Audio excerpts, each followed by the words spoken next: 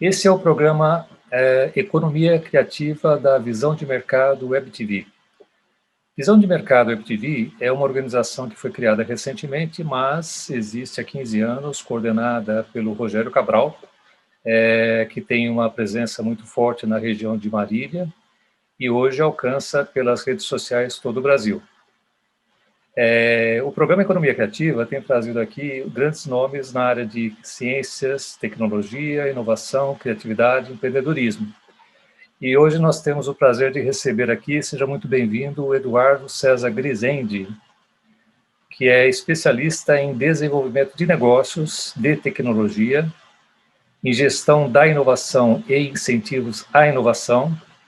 Ele formou-se em 77 em Engenharia de Eletrônica pelo ITA, que é o Instituto Tecnológico de Aeronáutica, possui mestrado em Telecomunicações pela Inatel e MBA em Gestão Empresarial pela Fundação Getúlio Vargas. O Eduardo trabalhou para importantes empresas no segmento de tecnologia, entre elas o CPQD, a RNP, onde ele está atualmente, a Vesper, a Lucent, e a Inova, que é a agência de inovação da Unicamp em Campinas. Ele é atualmente o diretor de operações e engenharia da RNP, que é a Rede Nacional de Ensino e Pesquisa, que é um órgão dentro do Ministério da Ciência, Tecnologia e Inovação. E é também o presidente do conselho da Rede Clara, que nós vamos falar um pouquinho a respeito. Eduardo, nós estamos aqui dentro de um eixo de transformações da sociedade ao longo dos últimos 50 anos.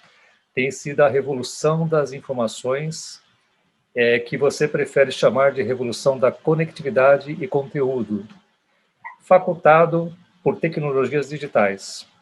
Nos últimos 30 anos, a capacidade de processamento, o tamanho da memória de computadores e a velocidade da transmissão de dados cresceu 1 milhão de vezes. E o prognóstico é que isso vai continuar crescendo nessa mesma proporção nos próximos 30 anos. Com a explosão do streaming, da mobilidade, do 5G, do IoT, que é a internet das coisas em geral, incluindo futuramente os carros autônomos, a infraestrutura necessária para fazer com que isso tudo funcione vai ter que crescer a uma taxa super elevada.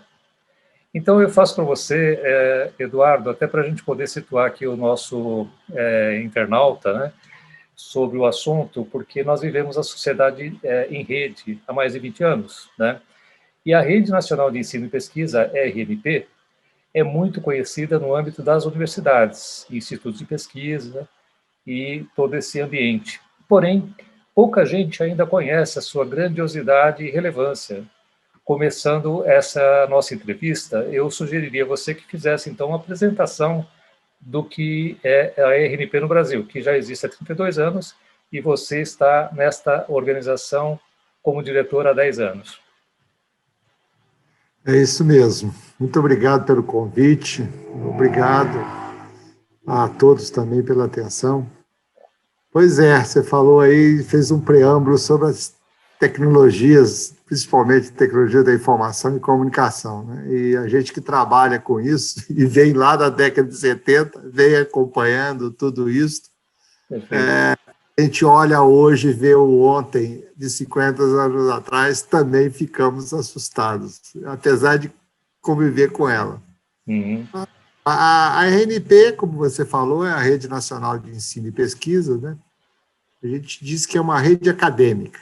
Okay. No mundo inteiro existem redes acadêmicas. Nós somos a rede acadêmica brasileira. Uhum. São chamadas de NREM, National Education, Research and Education Network, redes de educação e pesquisa nacionais, né? Uhum. Bom, a RNP nasceu como um projeto em 89, antes da internet comercial. Ok. Antes da internet comercial aqui e no mundo. Mas, claro, já existiam as redes acadêmicas. Na verdade, a internet nasceu como uma rede acadêmica, né? Uhum. A ARPANET foi uma primeira rede patrocinada pela Agência de Defesa dos Estados Unidos, mas foi uma rede acadêmica, que conectou 3, depois mais 1, 4 nós na Califórnia, isso em 69, e dali começaram a se multiplicar os nós, né, da rede, se expandir criou-se outras redes que se interconectavam a essa rede, e dali, então, virou-se a internet. Na década de 80 já existia a internet como rede acadêmica, mas só os privilegiados, pesquisadores e educadores faziam uso. Pois bem, nesse contexto, por pressão da própria academia, né, os acadêmicos, os pesquisadores e professores aqui no país, né, nasceu o programa, um programa que foi, até hoje né, que bom que patrocinado pelo Ministério da Ciência e Tecnologia. Na época era o Ministério da Ciência e Tecnologia, agora é o Ministério da Ciência, Tecnologia e Inovação. Bem, então, nasceu em 89 como um programa para implantar, né, talvez ali naquele momento, quase que já tardiamente, mas que bom que nunca é tarde para se ter uma rede acadêmica, né? Isso foi em 89. Mas logo em 92 trouxe a internet comercial. Toda a internet no mundo, né, se abriu comercialmente.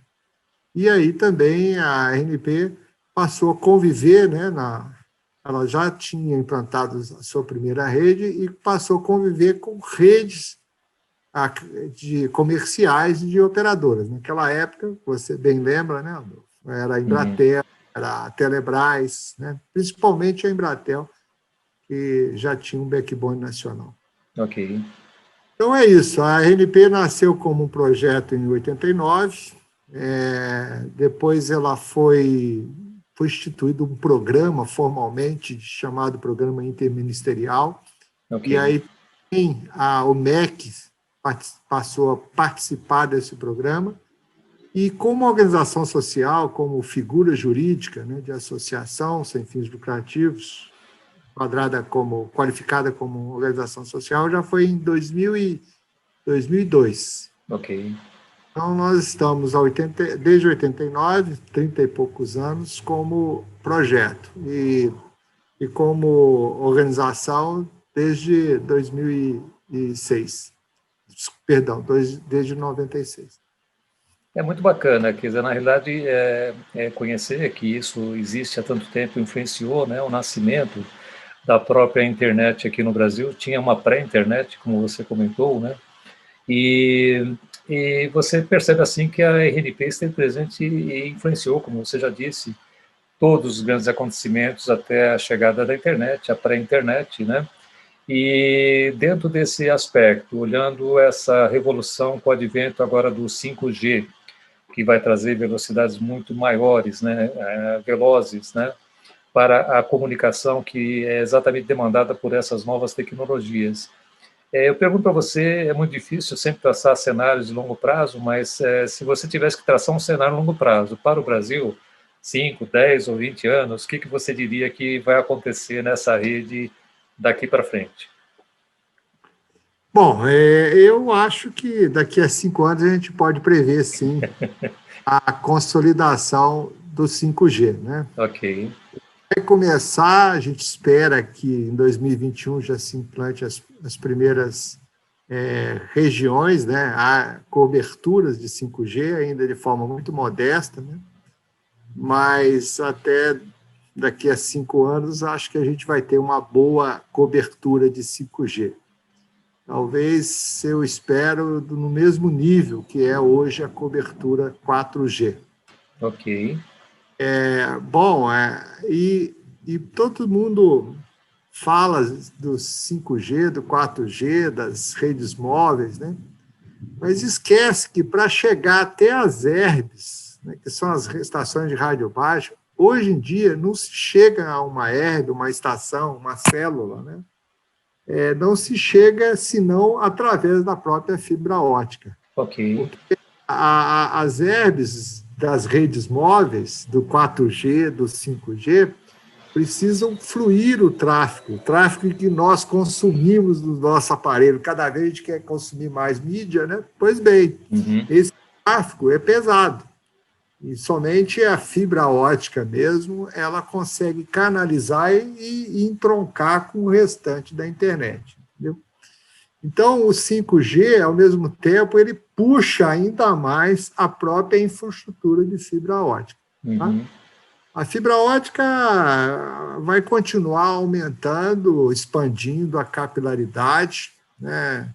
Nós já estamos, e por causa principalmente dos provedores, uma capilaridade no país razoavelmente boa. Já está Ok. o número de cidades, 70% da cidade já tem infraestrutura ótica, né? Então, daqui a 5 anos, eu prevejo também uma... É difícil falar em completude de fibra Sim. ótica, Uhum. principalmente, mesmo que seja em ambiente urbano. Veja, ainda tem o desafio dos ambientes fora do ambiente urbano, né? Ok. O ambiente rural e tudo mais, né? Ali ainda persistirá, e que bom que tem uma boa tecnologia de rádio e até satelital, porque também novas tecnologias Ok. satelitais vão chegar, né? Estão chegando já, né, neste momento. Então, é 5G, e é fibra, e é a internet das coisas. Né? Ok. Realmente, as coisas, neste caso, são novos usuários, né, da internet. No início foram nós, as instituições acadêmicas. Olha que coisa engraçada. Uhum. Que foi quando era a internet acadêmica. Depois foram as empresas e as instituições acadêmicas. Depois não foram as pessoas, né? E agora nós estamos falando das coisas. E está Ok. proliferando. Tudo está se conectando à internet. Tudo mesmo. Sim. Coisas, pessoas, conteúdos, né? Corporações, empresas, tudo isso. Então, mas aí o universo é muito grande. Então, para daqui a 5 anos, as coisas vão estar parcialmente, vão crescer o número de aplicações, mas eu não acredito que daqui a 5 anos ainda seja significativo, apesar da velocidade Entendi. estar muito... Tem muita coisa, muita aplicação de cidade Sim. inteligente, de vestíveis, né? de saúde, né? Bom, em energia, ou seja, aí nós vamos pensar mesmo em 10 a 15 ou Ok. 20 anos para falar na completude ou na plenitude da conectividade das coisas. Não dá para falar. Coisa não dá para falar que vai atender, não. Bom, Mas é isto. você colocou muito bem, porque, no fundo, as redes de educação e pesquisa, né, que agora nós estamos conhecendo melhor, de toda forma, enquanto esses desenvolvimentos acontecem para atendimento do mercado comercial, de negócios e para as pessoas, né, propriamente ditas, vem por aí sempre alguma novidade, porque as redes de educação e pesquisa, aqui no Brasil, as redes de ensino e pesquisa, estão sempre tentando ir um pouquinho mais à frente. Então, vem por aí o que você chama de internet 2, né? Então, essa vai ser uma internet super, hiper veloz, né? Que vai conectar todos esses centros de pesquisa e ensino, que nós vamos comentar daqui a pouco sobre rede clara.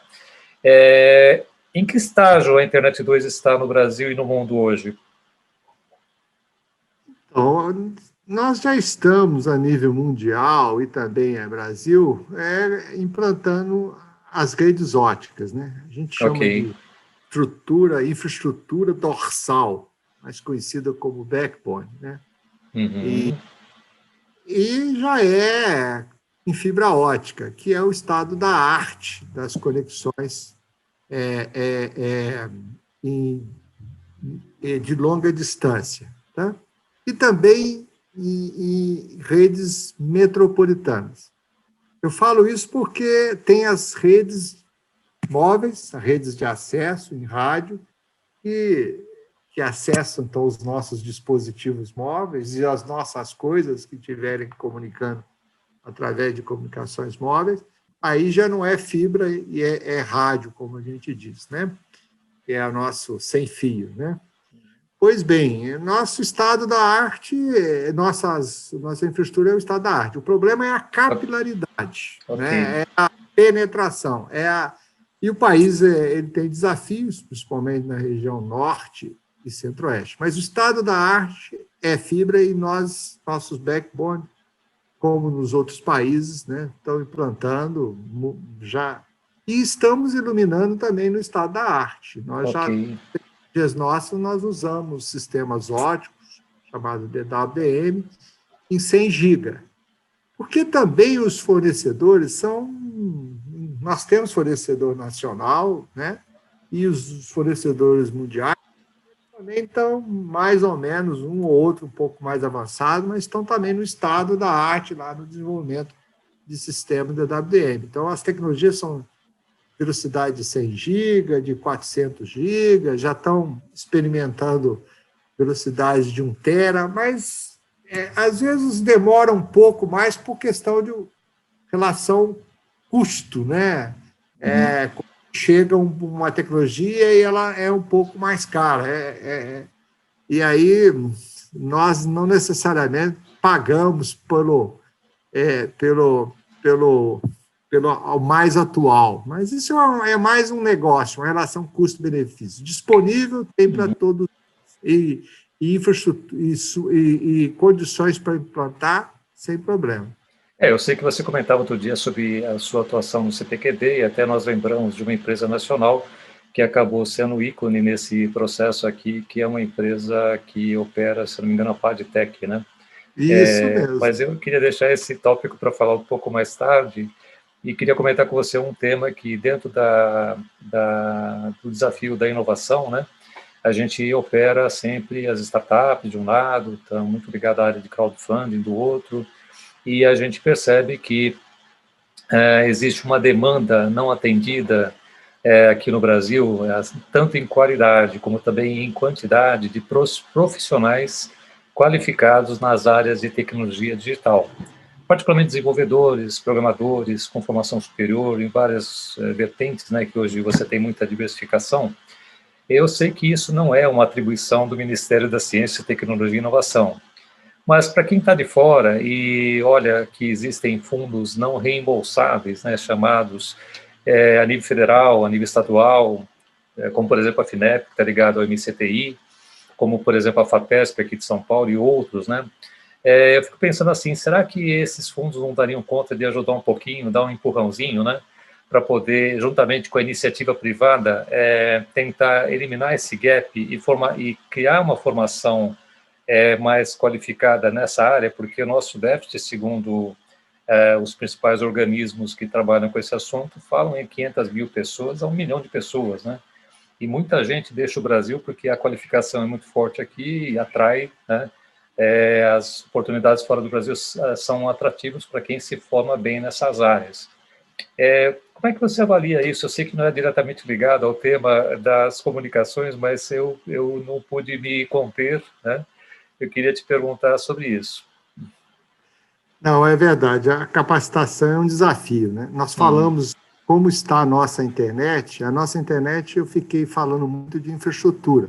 Sim. Mas também a nossa internet vai muito bem, obrigado, no desenvolvimento de aplicações. Nós também temos startups, muitas startups. Que bom que as startups estão crescendo. Acabamos de ter aí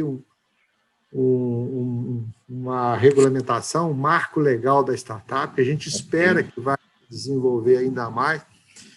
E muitas delas, a maioria delas, já é desenvolvimento de aplicações, é software, né? E neste caso, a demanda é sempre muito maior do que a capacidade que a gente tem de capacitá-los, treiná-los, né? Formá-los. Eu acho que é verdade. A FINEP tem apoiado a captação, mas não diretamente na forma de cursos de capacitação. Tá? As fundações de apoio estaduais, as FAPs, elas têm programas mais, por também estar mais próximo, nós estamos falando a nível de Estado, né? Já direcionados. Mas não é suficiente, eu concordo, não é suficiente.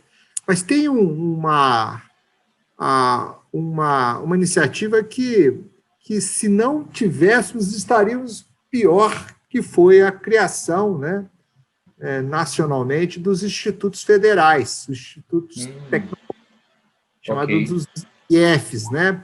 E eles juntaram aquelas antigas colégios técnicos, os Cefetes, né, nos institutos federais. Eles estão distribuídos nacionalmente.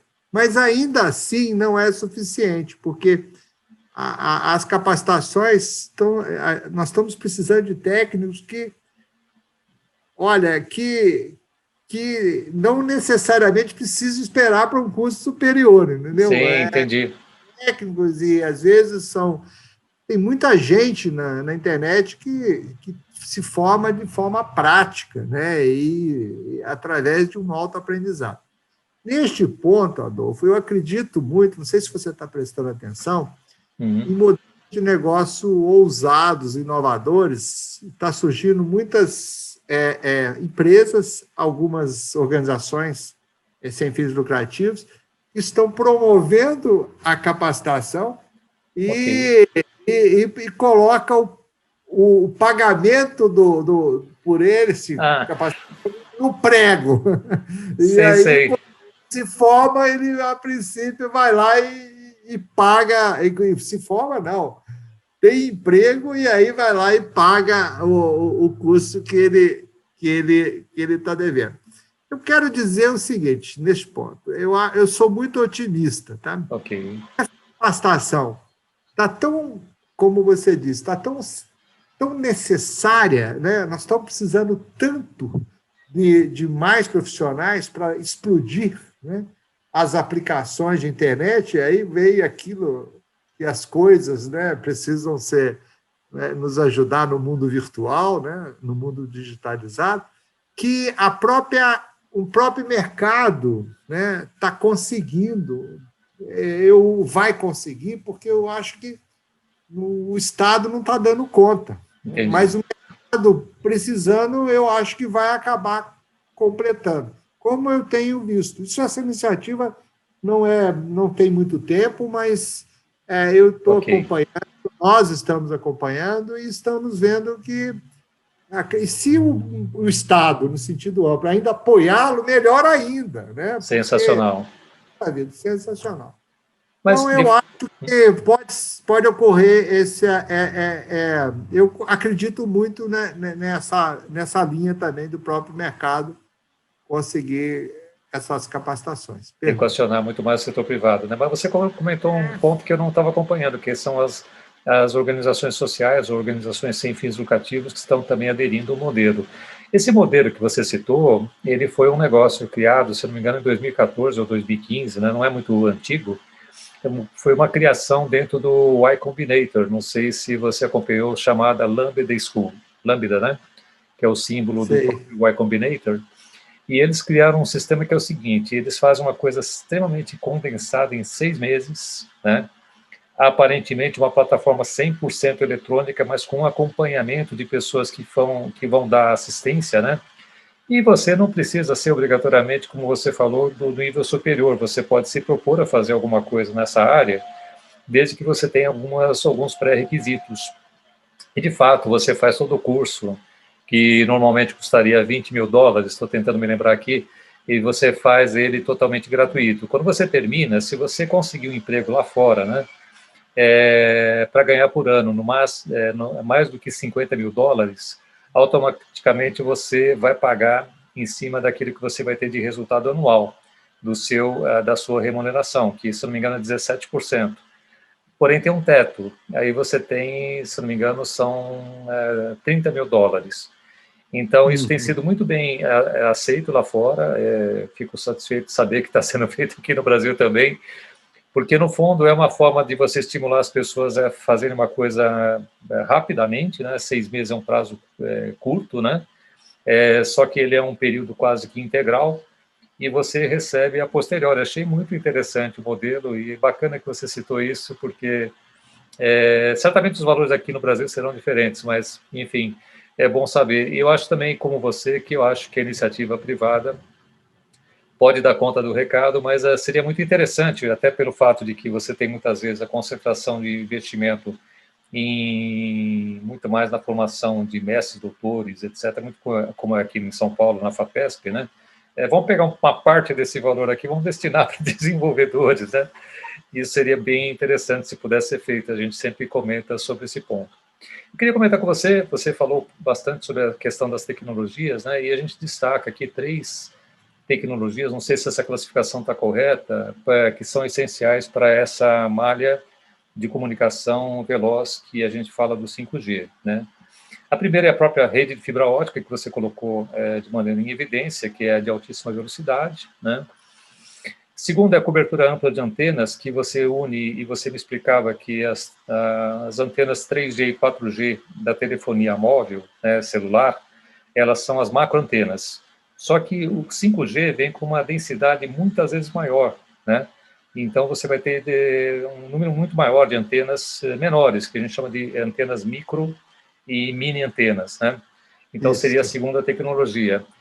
E a terceira tecnologia seria os pontos de concentração, chamados data centers, né? Que crescem numa velocidade incrível, né? Que hoje atende à necessidade da computação em nuvem, que é o cloud computing, espalhados hoje pelo país todo. Como é que você descreve o estágio atual no Brasil de desenvolvimento do cenário de crescimento de cada um desses mercados aqui hoje? Então, o 5G, né, nós estamos agora, neste ano, aguardando, né, a finalização do processo, na verdade, esse processo citatório da Anatel de cessão, né, onerosa da licença das frequências para operar, né, e a gente acredita que já no segundo semestre os primeiros genuinamente 5G sejam, algumas localidades já sejam início de implantação, tá? Agora, em relação à fibra ótica, eu falei muito das fibras óticas, né? E porque estávamos falando das comunicações óticas, né? Mas eu queria, pelo menos, citar o que vem logo depois das comunicações óticas, as comunicações quânticas. Aparentemente, não existe dúvida que a comunicação quântica e a computação quântica vai substituir as comunicações óticas, porque também as comunicações óticas substituíram as comunicações digitais no passado, né? Então, eu queria só destacar isso. Então, no backbone, na infraestrutura, em longo prazo, nós vamos ter, sim, os primeiros elementos de redes quânticos, tá? Alguns primeiros três. Agora, em relação à computação em nuvem, é interessante você colocar as coisas em nuvem. Mas as coisas em nuvem não é mais tão somente um ou dois ou poucos data centers. Ou não são poucas nuvens, é um céu de muitas nuvens, né? Entendi. Nuvens pequenas, nuvens híbridas, parte da própria empresa, parte é contratado. A nuvem, realmente, ela você deixou de ter o seu data center tão somente, tá? Aquele que está caro dentro da empresa, que ninguém pode entrar, que tem que... E quando ele fica fora do ar, é um desespero, né? Isso realmente que a gente chama de... Mas agora ela vai à nuvem, às vezes ela deixa uma parte no seu data center de forma redundante, enfim. Sim. Mas o que eu comentei também, acho que, não sei se a gente já chegou a falar sobre isso, o que a gente está vendo na internet é o espalhamento de conteúdo, né? O Google não depende... O Google, Facebook, Microsoft, Amazon, né, por exemplo, não, para oferecer os seus serviços, não fica dependendo de nós, ao acessarmos os seus serviços, irmos até os Estados Unidos para buscar informação. Eles espalham os conteúdos pela internet. Entendi. Os provedores, em geral, até provedores, não precisam ser grandes provedores regionais, eles já têm instalado nas suas redes servidores, né, que a gente chama de servidores de cache, de conteúdos dessas empresas que eu estou citando, Google. Facebook, e Netflix. Então, esses conteúdos estão diminuindo por grandes data centers, né? Ou pelo menos equilibrando um pouco, porque o conteúdo ele está lá no data center, mas ele se move e se atualiza à noite para que ele fique próximo do usuário. Exato. Próximo do usuário, para própria essas grandes empresas não pagar também a transmissão. Imagina você na Netflix, né, quer assistir um filme e aquele filme ninguém assiste. Ah, meu cara, aquele filme que ninguém assiste, que você achou que ele está lá no servidor dos Estados Unidos, ele demora para carregar. Sim. Agora, um filme que está todo mundo assistindo, teu vizinho já assistiu, teu filho, enfim, está na boca do povo, ele já está no conteúdo aí do teu lado, e aí é mais fácil. Legal. Esse jogo dessa distribuição de conteúdo, ela contracena com a visão de um data center onde tudo está lá e não está espelhado em lugar nenhum. Isso já não existe mais, tá? E também não é só um data center, são vários data centers também que se conectam em rede, e mesmo de uma grande empresa como a Amazon, com vários data centers, empresas, em geral, contratam mais de um serviço de nuvem, não fica na mão só de uma só. Uhum. Em outras palavras, as nuvens, o céu, o nosso céu, é cheio de pequenas nuvens, ou pelo menos, não, são grandes nuvens, mas como o céu também é muito grande, né, eu diria que o céu está cheio de nuvens, entendeu? Muito bacana. E você já citou agora há pouco sobre as redes através de satélite, né?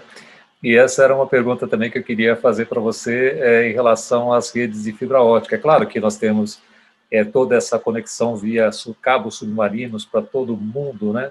E dentro dos países agora sendo atualizadas, porque eventualmente aqui no Brasil tem muita rede ainda que já tem um certo tempo de vida, vai ser atualizado por velocidades maiores, por tecnologias mais novas, muitas redes de 30, 40 anos que nós temos por aqui ainda, né? Mas quando a gente vê que tem um pessoal com bastante recurso para poder investir nos satélites de baixa órbita, e eu cito o Starlink de um lado e a Blue Origin do outro, que vão competir nesse mercado, daqui a pouco eu fico perguntando assim, será que de repente você vai ter tudo via satélite e você vai eliminar a fibra ótica? Isso vai acontecer um dia? Pois olha, eu arrisco a dizer que não. Ok. Porque eu falei das comunicações quânticas que, bom, até tem comunicações quânticas também sem fio, mas Sim. Uhum. Como também até existe comunicação ótica que hoje até a laser pode se fazer sem fio. Porém, é interessante que a tecnologia de comunicações satelitais, né, ela sempre está nos prometendo. Sim, legal. Quando ela chega, parece que ela chegou, mas chegou no momento em que as outras, principalmente as comunicações óticas, também deu um outro salto. Tá? Então, o que está acontecendo agora para essas redes, essas novas operadoras com novas tecnologias que estão prometendo, e não é que estão prometendo, estão entregando, na verdade, com tempo de atraso muito curto, isso é muito bom, né? Porque a experiência de usuário de satélite era muito ruim, tá? Por causa do tempo de atraso do sinal, que tem que ir até lá no satélite e voltar, e essa distância é longa. Eles resolveram isso, em grande parte. Ele diminuiu muito, ele ficou quase tão competitivo quanto as redes terrestres. Né? Sim. Portanto, ainda é uma tecnologia sem fio, né? Então, usa o espectro, né? Usa a frequência, tem que irradiar. E aí, você precisa de amplificadores potentes para poder enviar um sinal. Né? É diferente de quando você está no meio físico como a fibra ótica, que você controla ali a potência do sinal e a atenuação, Entendi. a perda da energia do sinal. Então, eu acho que vão entregar sim, nós vamos conseguir fazer já para essas novas tecnologias, comunicações em vídeo, usando as tecnologias atuais, todas essas aplicações aí de Zoom, Teams, Skype e tudo mais. Porém, né, nós já estamos exigindo outras coisas. Entendi. Né? As estão exigindo outras coisas. Então, essa banda aí que hoje não nos atende, essa comunicação que está chegando, eu não sei, mas eu não vejo ela com muita facilidade de acompanhar as comunicações, por exemplo, óticas e quânticas em meio físico. Em outras palavras, eu acho que vai chegar, mas ela continua tendo o seu valor, tá? Mas não é em centros urbanos, tá? Não é onde tem uma densidade muito grande. Ali é fiar mesmo em fibra ótica e os acessos, principalmente em 5G. E o 6G já está sendo prometido. Já está sendo prometido. Bacana. Eu queria... nós temos... interessantíssima essa entrevista com você, porque são temas que dificilmente as pessoas acompanham no dia a dia, né? E certamente haverá muito interesse quando isso for colocado no ar. Eu quero comentar com você agora sobre a sua participação como presidente do Conselho da Rede Clara, que você está há mais ou menos um ano, um mandato de 4 anos, e você coordena, por assim dizer, as várias RNPs que tem aqui pela América Latina, né? E também alguma relação com o mercado norte-americano. Eu fico pensando assim, aí já mais no caráter político do que tecnológico, né? Essa cooperação no ambiente de tecnologia, ciência e tecnologia a nível internacional entre países, né? Isso tende a ser uma tendência no futuro, é uma coisa que vai funcionar cada vez mais, ou a gente encontra barreiras políticas? Como é que você vê isso? Como é que é essa cooperação? Bom, se não tivesse acontecido o mandato do Trump, eu poderia falar eu ia falar que a nossa cooperação em redes acadêmicas também, eu vejo ela na cooperação com as redes e também da competição e dos países internacionalmente. Mas, realmente, com esses 3 anos, 4 anos, foi anos de conflitos econômicos e também, é claro, em especial a China, né, que é um fato, ela tem um domínio também, uma liderança, né, na nossa área, em tecnologia da informação e comunicações, em infraestruturas, em sistemas óticos, tá, em sistemas móveis, né, 5G, e também em inteligência artificial e outras coisas também, outras coisas que conectam coisas, tá? Então, realmente, mas eu acho que eu sou otimista e logo a seguir aí isso vai se relaxar um pouco mais, os conflitos, e as coisas vão melhorar. Do ponto de vista das redes acadêmicas, nós aqui, que temos a Cooperação Latino-Americana de Redes Acadêmicas, chama CLARA, né? Nossa CLARA, nós cooperamos muito, muito, né? Como a RNP, no Chile tem bom, na Colômbia tem a Renata, no Chile tem a Reúna, na Argentina está a Inova Rede e outros mais, no Equador, no México, na Costa Rica, entendeu? E nós nos interligamos, nossas redes são totalmente interligadas, nós temos um backbone latino-americano, né? E agora, recentemente, nós iniciou o final da construção do cabo Fortaleza-Lisboa, né? O cabo chamado ELA-Link, e nós, redes acadêmicas latino-americanas e europeias, temos uma cooperação, já fazem 3 anos, nós fizemos investimentos, e vamos ter uma capacidade de múltiplos 100 gigas, né, de Fortaleza a Lisboa. Isto é a ação chamada um projeto BELA, B-E-L-L-A, BELA com 2 L's. Tá?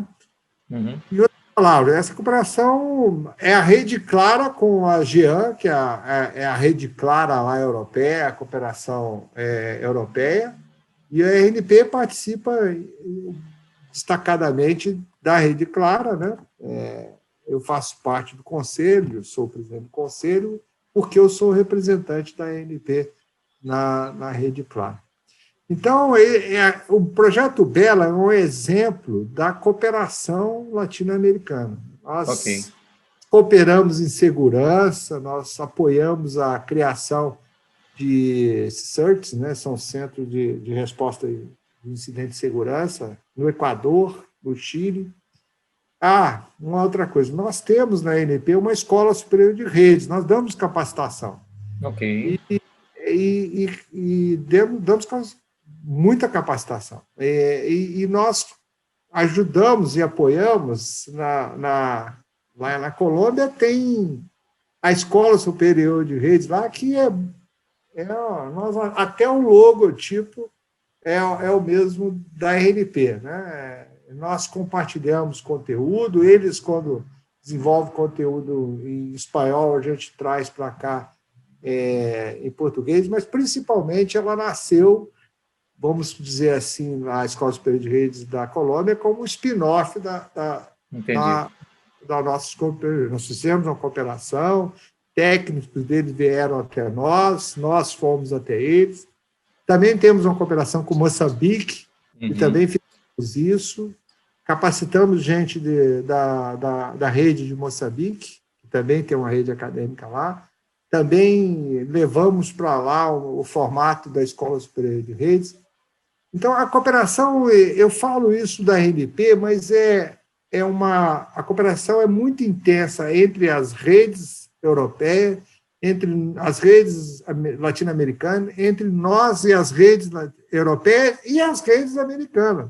Então, nós temos também uma cooperação muito forte, nós temos 2 canais de 100 GB e cooperamos, participamos dos eventos lá nos Estados Unidos, a internet, a ANP lá, a principal, se chama Internet 2.